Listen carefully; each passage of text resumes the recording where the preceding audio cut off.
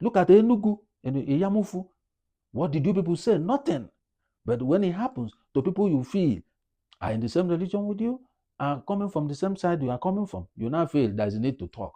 That is the problem we are talking about. You should stand firm and be fair and condemn evil, whether it happened to a Southerner or a Northerner, whether it happened to a Christian or a Muslim. We are all human beings. That is the position people should take. And not you speak because it's your people, or you speak because it's from your state. No. When Buhari was president, he couldn't do anything because he also owned cows. Those people sitting in the National Assembly, most of them own cows, which these headers are moving about.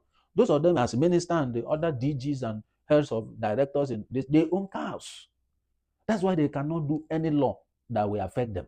Rather, they will try to exploit the government to do law that will protect them and their animals.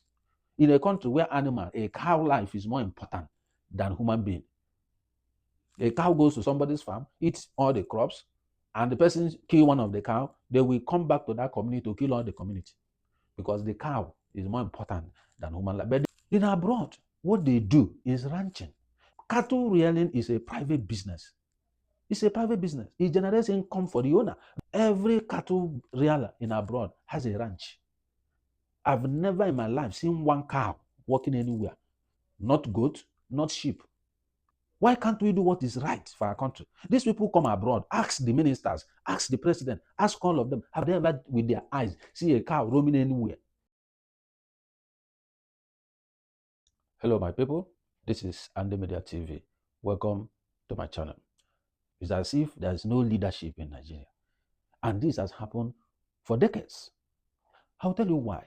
What is going on is going on. Remember, many guys have come out to speak. The late Obadiah, the former CBN, deputy governor, he spoke when he was alive. There's one former, is he captain, that was on Channels News saying a whole lot of things. Then people are not listening. That is just the problem. Nigerians forget too easily. When things are happening, people don't listen. People don't pick information. They just whine and dine and just shout and that's it. No, they don't think through what people are saying. And that is the major problem that we are facing today. Let me break some certain things down. First, things you are seeing today happens because those who are supposed to do something are doing nothing. Those who are supposed to speak and condemn it in totality and take action, they are doing nothing. And that is why on a daily basis, people are gaining more confidence to do the kind of evil that we are seeing today. And when this confidence grows to a certain level, then it becomes worse. That's how Boko Haram started. Like play, it started. From there, they dovetailed into bombing. From there, they dovetailed into kidnapping, and so on and so forth. Because those who are supposed to do something are doing nothing. We have security apparatus in this country. What are they doing? What is this chief commander? What is he doing? The president of a country. What is his role? What has he done to address these problems? It's easy to sit in your office and speak. That you have spoken doesn't mean you have taken action. Yes, it starts from speaking, right? But as the commander-in-chief, when you say, oh, all those who did this in Uromi should be brought to book, how? How would they be brought to book? That is the point. Now, let me take you back a little bit to see how we got here. In Sokoto State, the lady Deborah, who is a student, just from a group chat, there was a misunderstanding of what she sent on the group chat. Before you know it, she was lynched in the school, burnt. They videoed it, recorded it, and still they did all they did, put tire on her and burnt her alive. What happened? Nothing. How many were arrested? Where are they today? What was the judgment? Nothing. That's number one. If at that time the Sultan of Sokoto comes out, condemn it, and there'll be action, and others will know that when we do things like this, these are the consequences. They will withdraw when the situation of that happens, right? But they did nothing. Why? It suits them and it suits the religious purpose. That one, people shouted, Christians shouted, it ends like that. Nothing happened to those who did that. They become more emboldened, right? Have we forgotten about Agatu in Benue State? How over 70-something people were massacred in one night. What happened? Nothing. They were left on their own. Just like the DSS have said, defend yourself. The police, the army, or whoever cannot defend everybody, right?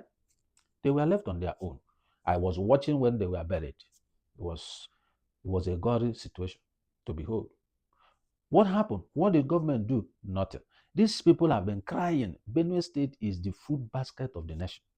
They have been crying how their farms are invaded, how they are killed, they are being killed in the farms. They said a whole lot of things, cried to state governor cried to the federal government. They cried and cried and cried and cried, and nothing happened. Nothing happened. Government did nothing for them. Over 70 something people in the community massacred in one night, and they were all buried. After some weeks, that one died. Nothing happened. How many of these headers were arrested? None. Where are they today? Nobody knows. After Agatu, they went to Ondo in a church and massacred people who were attending service. What happened? Nothing. How many were arrested? Where are they today? What was the court judgment? Nothing. Who spoke? Who acted? Nothing. From there, Uromi have been crying of what they are going through. Nothing happened.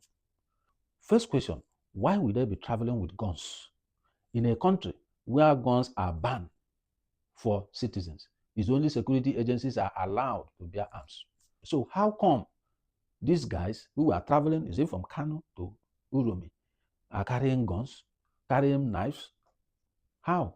That's a dangerous weapon. In a country where gun is banned, and some groups are carrying guns, moving from state to state, and nobody stopped them, and there are many checkpoints. So what is the job of the checkpoints? So when you look at what is going on in the country, you begin to understand that there is high level of insincerity from our leaders and from the people in general. If something of this nature happens, government takes action. Go in there, pick all the people, try them transparently, and nail those who are the culprit. The people we know that the people that did this, they were apprehended, they were tried, and they were jailed. Or if it's death sentence that the law prescribed, that they were killed, and that day to be televised. Yes, when people see the repercussion of doing evil, they will desist from doing evil. But it's because in the country, they condone evil when it suits them. But when it doesn't suit them, you hear them talking. That is the problem. So I don't care where anybody comes from. Human being is human being. Whether you're a Christian or you're a Muslim or a Northerner or a Southerner, human being is, you are a human being first before you come from anywhere. Why do we treat human beings as if they are chaff, as if they are nothing? The point is, what are they teaching these kids in the mosque, in the churches, in the school? Some of them attend Islamia school, Arabic school, and what have you. What are the clerics teaching these people? When you are teaching somebody how to hate, that once somebody is not in line with your religion, the person is whatever you label him, that the person deserves to die. This person grows with that hate in them. And that is where we are today.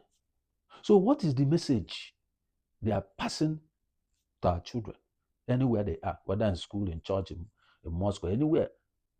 Is it not time to begin to look at the curriculum of what is being passed to these people in the schools as well? Is it not time to begin to investigate some of these controversial leaders who claim to be clerics, what they teach to these children?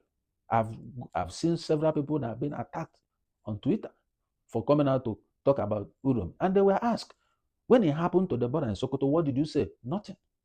When it happened in Benue, in Agatu community, and other places, what did you say? When it happened in Ondo, people were massacred. What did you say? When it happened in so many other places, did you say anything? Even in the southeast. Look at Enugu and Iyamufu. What did you people say? Nothing.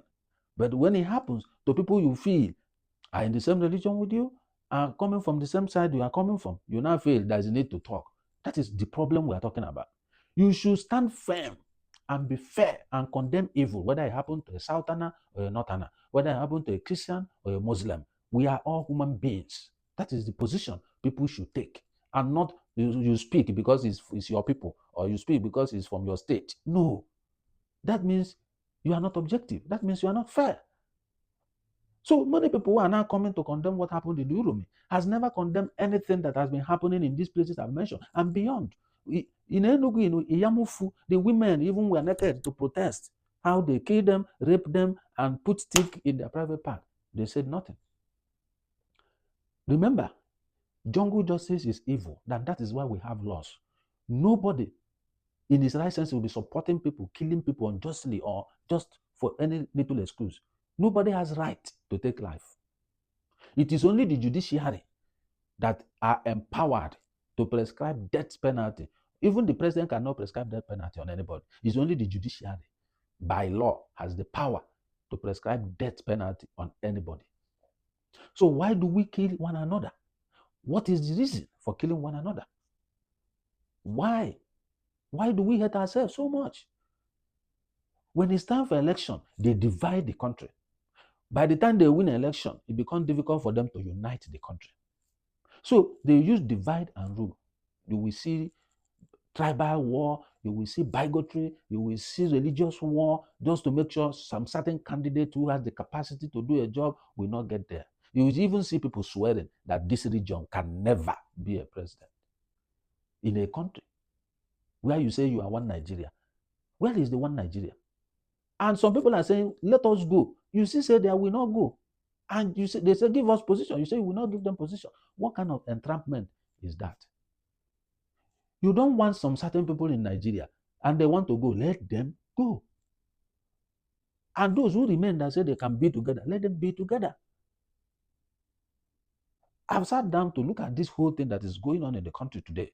It's not about what even happened in Uromi. These things have been happening on a daily basis in Nigeria and nobody talks because it doesn't affect them personally. That's why in my place, there's an adage that said, when they carry the corpse of another man, to you, it means nothing because it's not for your family, it doesn't concern you. But when they carry the corpse of a member of your family, that's how when you feel the impact of losing a loved one. That is exactly the situation that's playing out with this Uromi issue. You can track somebody who speaks against this administration, but you can't track criminals. You can't track kidnappers. They told people to register their SIM card with their name, national identity number, so that they can be able to track people. And people did that. How are these people still collecting ransom using the same phone that has name? How? I remember many lines were barred from the network because they don't have name. How do they collect this ransom making calls? Even if it's victim's phone, it has name, you can track that phone and know where they are. So when the government is doing nothing, what do you expect? Citizen takes laws into their hand. When you push people to the wall, their reaction will be beyond what you expect. That is exactly what is happening. The Uromi people have been crying even to their governor, help us. They are killing us every day. They did nothing. I got two people in Benue, they cried. They did nothing. Tomorrow now, if they invade them and they retaliate, people will start talking. Why do we wait for this to happen before we know what to do? That is the question. Why? Every day they pass budgets, billions in the state, trillion in the federal level. No road. If you even call police and they even want to come, no road. Before they even drive to some point, those people have used bike and disappeared. There's no network, no road network to connect to these communities. No. So when you are talking about security, there are a whole lot of things to look at. Look at the road network, look at the internet service, you look at the phone network in those locations, and you look at setting up police posts in all these different communities. That's why we are talking about community policing. Where are we today? Politics. Just politics. If we have community policing, every community can build a police post. You just deploy people to them, and they have police close to them, so that if anything is happening, just 5 minutes, police will be there. That is the importance of police, community policing. Come to America, you have community policing. You have police in the local government, the sheriffs. You have the state police, like you have the NYPD, you have the LAPD, and the rest of them. Then you have the federal police, which is the FBI. I can't have problem and be calling FBI direct. I will just call my state police, which is very close to me, how many buildings away from me. That is why when somebody collapses, you call an ambulance. In split of minutes, ambulance is here. I saw a video of a woman who was pregnant and the husband was rushing her to the hospital. They didn't take them in because they couldn't pay 500K at the point. Before they could find other places, the woman died with the pregnancy. What kind of country are we running? And people are busy jetting out every day, traveling to France for visit, doing all kinds of things I don't really understand. Is governance not about people, improving the lives of people? How we as Nigerian government over the years improve the life of people? How? A pregnant woman died. Come to abroad. My son was sick. I took him to the hospital. He said to the emergency. Immediately, they took our records are already on the system. They just wheel her in. Immediately, I didn't pay one kobo till today. My bill will come to my house later. And when the bill comes, if I can't pay all, I will just tell them every month I'll be paying this. Anytime I finish paying it, that's it. That's how the system works. So nobody can just die because they can't pay deposit. They don't pay deposit in abroad. There's nothing like deposit. They just need the ID. Finish. Your bill will come to your house when it's ready. And my son was treated, discharged in the day, and he left. But a pregnant woman is the system. So people are even condemning the doctor. The doctor is just an employee, he's not the owner of the hospital. So you can't blame them as such. You blame the system who doesn't care about the people. The system doesn't care, it doesn't value the lives of people. Because if you value the lives of people, if one person is killed in a jungle justice, that is how government will react. Their reaction of government for that one soul will send a signal to others that if you touch anybody, you die for it. Remember, they kidnapped one American in Nigeria. What happened? They sent 6 SEAL teams to come to Nigeria. And they came, killed the terrorists, and rescued their citizens. For one soul, they sent 6 people. For one soul that was kidnapped. You can't do anything to an American and go because they value their lives. Look at what is happening today. The so-called illegals and gang members that came to the US, they rape and kill women and all this. The moment Trump took over, what was his first agenda? Send them back home. One was even arrested in the court where he was still doing hearing. From the court, they picked him straight, he's going home to where he came from. They value human life. But in Nigeria, human life, even cow, is more important than human life. What are we talking about? Now, let me take you back to Buhari's administration, when most of these things were happening, the Benue killings and the rest of them. What did Buhari do? He did nothing. All he did, he wanted to set up a ranch, Ruga, whatever, with government money. You set up a ranch for private business? No, it's not done. Cattle rearing is a private business. It's a private business. It generates income for the owner. Remember, Buhari declared over 200, is it 230 cows? He declared over 200 cows in his asset declaration form. And it is these cows that moves around everywhere, eating farmers' crops, destroying farms. Why do you think Nigeria is suffering hunger? How will they achieve food sufficiency? They cannot. So they are just playing lip service to the people. Do budget, take the money, enjoy their lives. Citizens are suffering and nothing is working. When you talk about food sufficiency, it's about more agricultural production. When you keep farmers in the farm, who will go to the farm? I did a report on the agri sector some years back. And that was early stage of Buhari's administration. He increased funding to agri at over 150%. But there was no growth, just 0.05% growth, very minute growth. And I started digging to find out why, which means funding is not necessarily the main problem in the agri sector. I now found out that it was insecurity. That was when they set up these agro rangers and what have you. It was insecurity because farmers can't go to farm. This guy, MFLO, was busy doing Uncle Borrower's program. The money doesn't enter the farm. You give farmers crop, they can't enter to the farm to plant it. Why? They are afraid of being killed. Why? Look at what happened in Benue. 70 people killed. There's former government official who was in his farm. They came to attack him. In the farm, yes. He was lucky he has his aides there and he was able to escape. So which farmer will go to the farm? When herders are killing them, borders are porous, those from other countries carry their cattle and come in because there's no border. How do you want to see peace? How do you want to see improved security? So when the DG, DSS is saying some certain thing, he's talking from point of information. Because what is happening is beyond them. Because government is not doing anything. How many officials do they have? So this is a collective work. Now they are pushing the responsibility of security to the people. Now, which means that Nigeria has no government. Because the first paramount responsibility of a government is to secure lives and property. Before you now talk about welfare, it is somebody that is alive that is talking about welfare. That is why security is number one responsibility of government. When they fail in securing the people, they have failed in all. They have failed in all. The people that were killed in Udom, will they be talking about welfare? No. It is when they are alive, then welfare will not come in. That's why security was first and welfare. So if government can secure the people, and now the DSS is telling the people to secure themselves, they should be the first line of defense. With which tool, with which material will they protect themselves? Then legalize the ownership of guns so that people can buy, who can afford it can buy and secure themselves. That is how it is abroad. Even though there is gun law in America, people own guns. Police, FBI, all of them are very effective. It is on rare cases that people even shoot their own gun to protect themselves. It's on rare cases.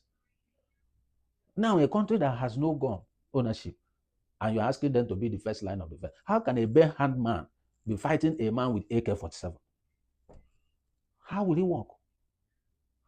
So, when Buhari was president, he couldn't do anything because he also owned cows. Those people sitting in the National Assembly, most of them own cows, which these headers are moving about. Those of them as minister and the other DGs and heads of directors, they own cows. That's why they cannot do any law that will affect them. Rather, they will try to exploit the government to do law that will protect them and their animals. In a country where a cow life is more important than human being. A cow goes to somebody's farm, eats all the crops, and the person kill one of the cow, they will come back to that community to kill all the community because the cow is more important than human life. But they forgot that the farm which they destroy belongs to somebody. That somebody invested his money, some even took loan from banks, some put in their effort, their resources and everything to cultivate that farm, hoping to break through from there. And one night, the whole thing goes down for the activities of someone else. In abroad, what they do is ranching. Every cattle rearer in abroad has a ranch. I've never in my life seen one cow walking anywhere. Not goat, not sheep. The only thing you see is dog, which somebody is walking around with, just to take a walk. They see a dog on the street and they get the owner. You are in trouble. Not to talk of cow moving in the community. No. Because people ranch their cows. And it's their duty, it's their responsibility, it's their business. Government has no business to build a ranch for anybody. The only thing government can do is to support in terms of provision of loan that has lower interest rates. People can borrow, build their ranch, and repay back. If they are too generous enough, they can provide some grants. You will have certain criteria to assess. But the ranch belongs to the farmer, the cattle, rear. There are fees for cows. I've gone to Ogun State. Is it master meat? Yes, master meat. I've gone there to see what they do in the course of my job. They have their ranches. They have their field where they, raise this animal. They feed them, feed. Their food is feed because it's more nutritious. And they have professional place of, where they process the meat. They supply to ShopRite, to all these mega stores. Very neat. Why can't we do what is right for our country? These people come abroad, ask the ministers, ask the president, ask all of them, have they ever seen a cow, on their trip in abroad? Have they ever, with their eyes, see a cow roaming anywhere? Ask them. They haven't, and they can't see it. For you to see a cow here, you have to visit a ranch to see a cow. But in Nigeria, no. So Buhari wanted to use Nigerian money to build ranch for himself and others, which they call Ruga. They Kolobi people's land and build ranch for themselves. No. Go to your place and build your ranch in your place. Buy your land. That's why when you come to, setting up a business, land is the number one factor of production because you set up your business on a land. So you, as a cattle rearer, you buy your land, you build your ranch on your land.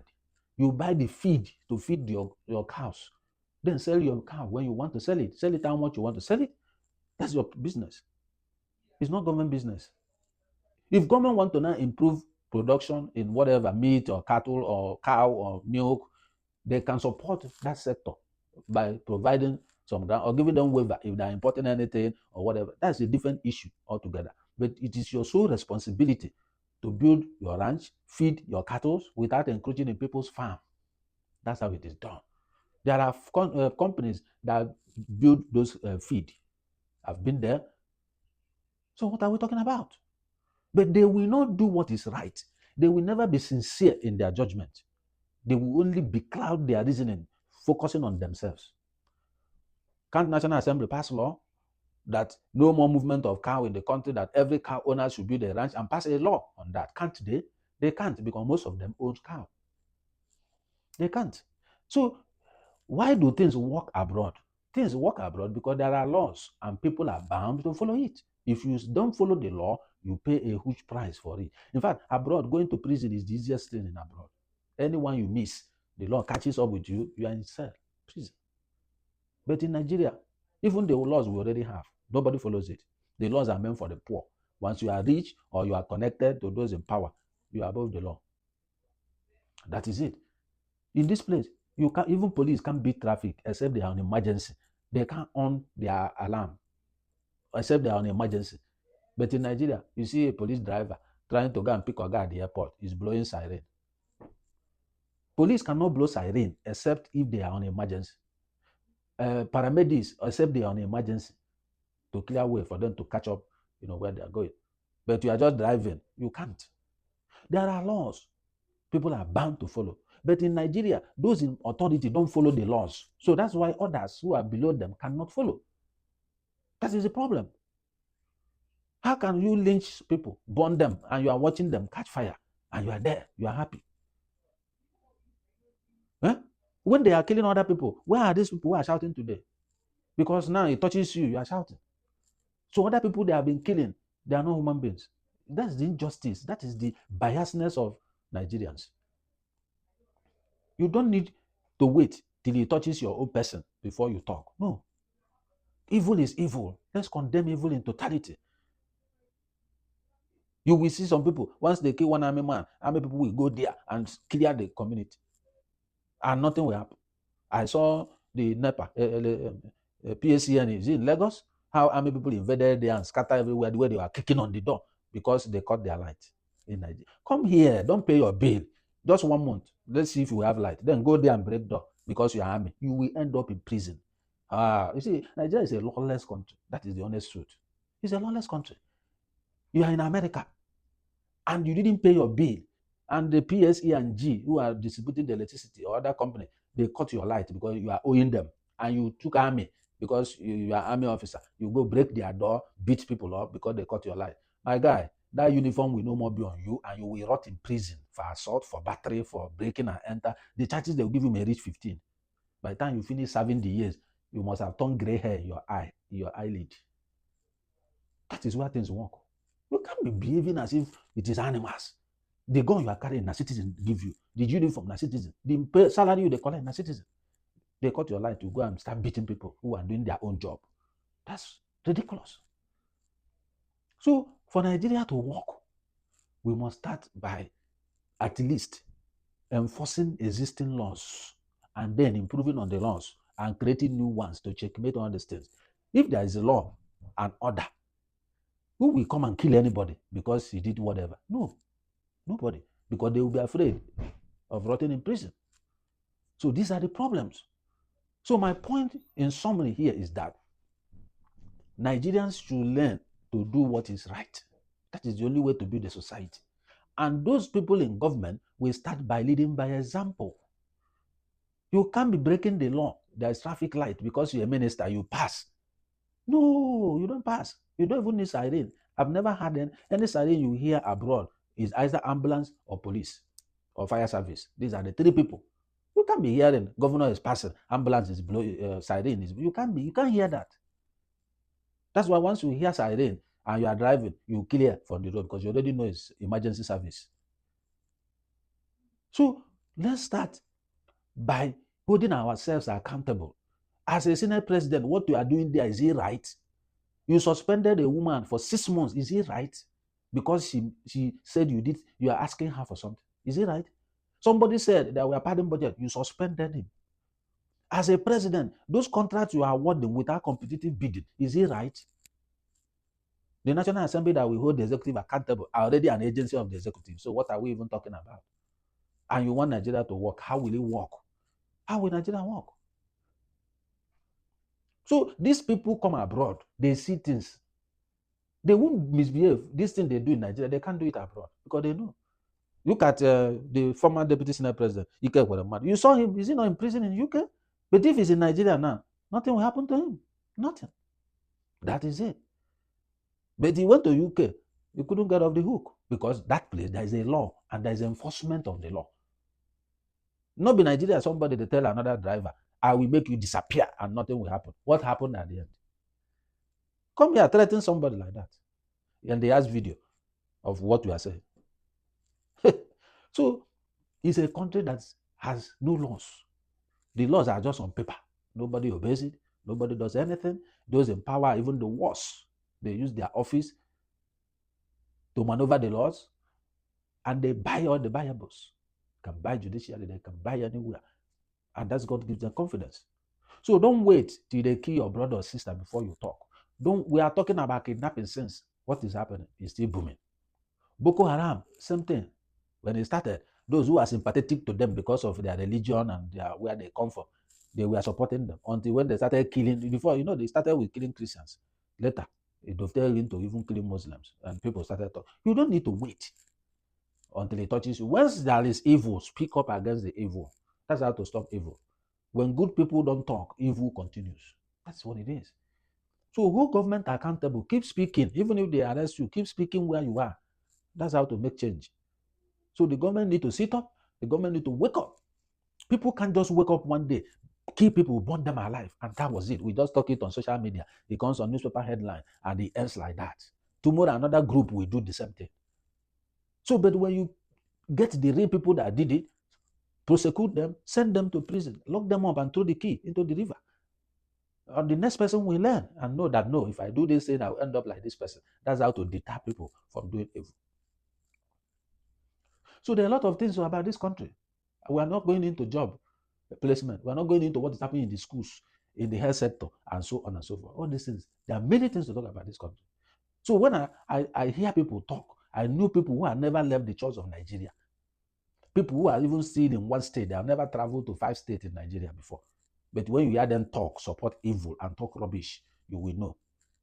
Leave your country, go out of another country, and see how life works. Then you will see how you were robbed for the years you have been in Nigeria.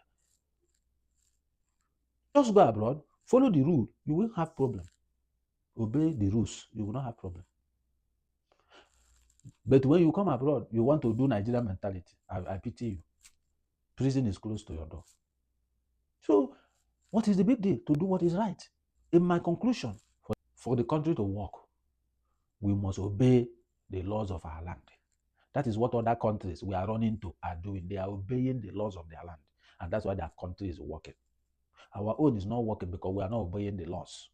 Because especially those in government, those in the leadership position, they don't obey laws. But they want the other people who are their subjects to obey the laws. It cannot work. The laws is for everybody. Everybody must be obedient to the laws of the land. Those enforcing the law must enforce the law in truth and the spirit. Not when it's big man, you change the rules. The same law, you interpret it somehow else. When it's the poor, you know what the law says. When it's the rich, you twist it. Just like the judiciary does. They will bring technicalities and leave the main substance of the case and judge case with technicality. That is not law. For you to judge a case, you judge the case by his merit, not technicalities. That's what they do. So guys, we should learn to obey our laws. Jungle justice is bad. It doesn't matter who it happened to. It is evil. We should stop jungle justice. Anybody that does anything wrong, report the person to the police. Allow the police to do their job. All right? Stop killing yourselves. You need yourselves to prosper. Stop killing yourselves. In America, there are different tribes. That's why you hear Chinese America, African America, Ethiopian America, this one America, Black America, Asian America, Hispanic America, Mexican America. Different, but they still operate peacefully. Why? There's a law holding everybody. The law doesn't care about where you come from. The law doesn't care whether you're a citizen or not. The law is the law. That's what it should be. Not when he's a Muslim, the law will change. When he's a Northerner, the law will change. When he's a Southerner, the law will be this. When he's a Christian, the law will be that. No, the law is the law. So we should wake up. But these guys are doing. I've had one guy who is talking on the social media. Oh, they will retaliate. Until today, DSS has not picked him up, because that's exactly what they're supposed to do. When you come out to threaten people, the next day you disappear. That's what the DSS is supposed to be doing. People that come to push threat or push ethnic, hate that will ginger insecurity. You pick them up, parade them, let Nigerians see that person that spoke like this, see him, he's in detention. Next person will come out to speak, because he knows if I speak, DSS will pick me. That's how you maintain peace. But no, it's only those who criticize government that they pick. And people have right to criticize government. When you say you will do this and you are not doing it, what do you expect people to do? To go and sleep? No. So, guys, I'm going to leave it here. Personally, I will repeat myself. I condemn jungle justice. I don't support jungle justice. Anybody that does something that is against the law, report the person to the police. The police will go and do their job. Stop killing yourselves. Whether you're a Christian, you're a Muslim, whether you're a Northerner or Southerner, stop killing yourself. And government should rise up and make a law that sign the executive order that stops parading of cows across the street. No cow is permitted to go into anybody's farm to eat people's crop. No. In fact, in the same place, you eat people's crop, you pay damages. They take you to court, you pay damages. By the time you pay hundreds of millions to the farmer, you will stop parading your cow. You will go and build a ranch. So we should wake up and do what is right. We know the right thing to do, but we refuse to do it. And that's why Nigeria is boiling and people are suffering the way it is. So, guys, I'm leaving this video here. There are many things to talk about. They will come in other videos. So, but right now, I'm going to be signing out. But before I leave, don't forget to like and share this video so that other people will understand what is going on. And also, press the notification bell so that when my next video drops, you'll be among those to be notified. I need those subscriptions to continue to grow and build this channel for more quality and truthful and objective content. That is what you won't hear anywhere. I don't take side. I analyze issues objectively. That is my brand. So, guys, I'm going to say to you, do have a wonderful day, and thank you for stopping by to watch my videos. Share the message. May God bless you. See you in my next video. I'm signing out. See ya.